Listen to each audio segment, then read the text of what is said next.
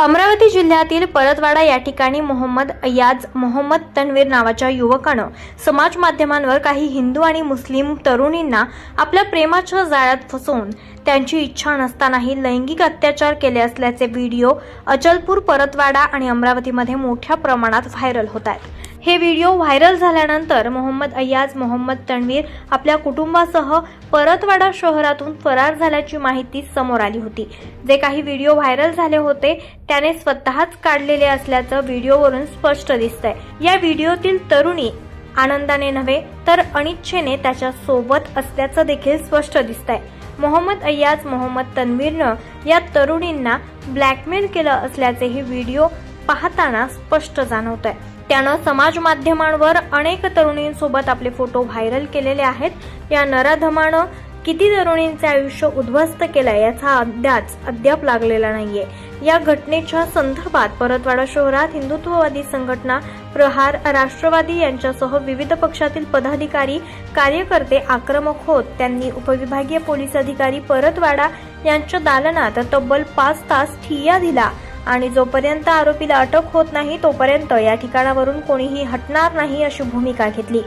अशी ठाम भूमिका आक्रमक झालेल्या हिंदुत्ववादी संघटनांनी घेतली होती। अखेर अचलपूरचे आमदार प्रवीण तायडे यांनी दिलेल्या तक्रारीनंतर परतवाडा पोलिसांनी संबंधित आरोपी मोहम्मद अय्याज मोहम्मद तन्वीर याच्यावर गुन्हा दाखल करून त्याला काल मध्यरात्री अटक केल्याची माहिती परतवाडा पोलीस स्टेशनचे ठाणेदार सुरेश म्हस्के यांनी माध्यमांशी बोलताना दिली आहे। सदर आरोपीनं पोलिसांच्या तपासात निष्पन्न झालेल्या 7 तरुणींवर अत्याचार करून व्हिडिओ व्हायरल केल्याचं उघडकीस आलंय। यामध्ये आणखीन कित्येक आरोपींचा समावेश आहे। या घटनेच्या संदर्भात पुढील तपास पोलीस करतात। आयजीची भेट घ्यायला आले, नेमकं काय काढायच्या प्रकरणी पोलीस अधीक्षकांनी SIT स्थापन केलेली आहे। माननीय मुख्यमंत्री देवेंद्रजी फडणवीस आणि पालकमंत्री चंद्रशेखरजी बावनकुळे यांनी या प्रकरणाची गंभीर दखल घेऊन यामध्ये कारवाई करण्याचे निर्देश दिले।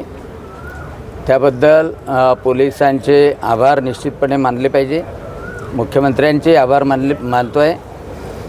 आणि आता हे प्रकरण फक्त SPच्या मर्यादित राहिलेलं नाही, कारण जरी 4 आरोपीला अटक केलेली असली तरी अनेक आरोपी अमरावती शहरामधून हँडल करत होते, नागपूरमधून हँडल करत होते आणि या प्रकरणाला अनेक कंगोरे म्हणजे अनेक कोचिंग क्लासेस जे आहे, जे अमरावतीमध्ये आहे त्याची शाखा परतवाड्यात आहे, नागपूरला आहे, त्यामध्ये हे मुलं आणि मुली यांचा सहभाग होता।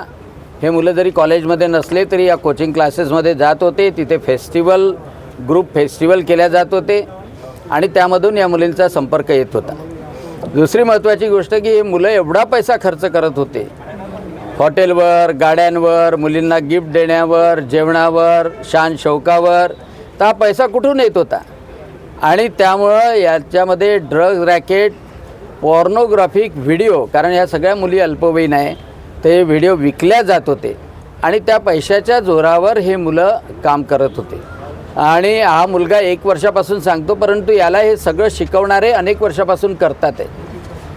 अमरावतीमध्ये 2.5 महिन्याच्या अगोदर एका मुलाला पकडलं गेलं होतं।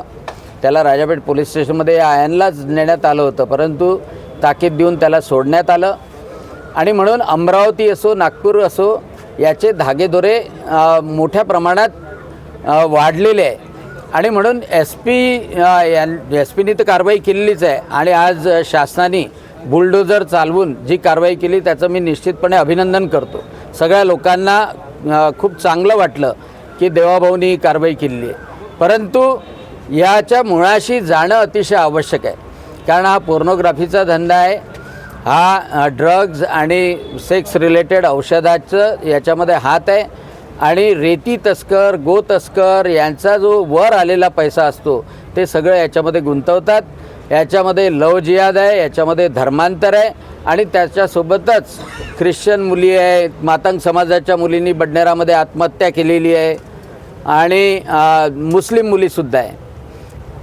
मी आयजींना याच्यासाठी भेटायला आलो की जो म्हस्के म्हणून ठाणेदार आहे, त्या ठाणेदाराकडे मोगलाईपुऱ्यामधल्या एका मुस्लिम मुलीच्या पालकांनी 2.5 महिन्याच्या अगोदर तक्रार केली होती परंतु तिथे असलेला खुपियातला एक कॉन्स्टेबल आणि मस्केनी त्यांचं कॉम्प्रोमाइज करून दिलं आणि म्हणून तेव्हाच जे प्रकरण बाहेर येणार होतं, म्हणून त्या मस्केला निलंबित करण्याची मागणीसुद्धा मी केलेली आहे. त्या अब्दुल नावाचा जो SIT या खुपियामधला आहे त्यालाही निलंबित करण्याची मागणी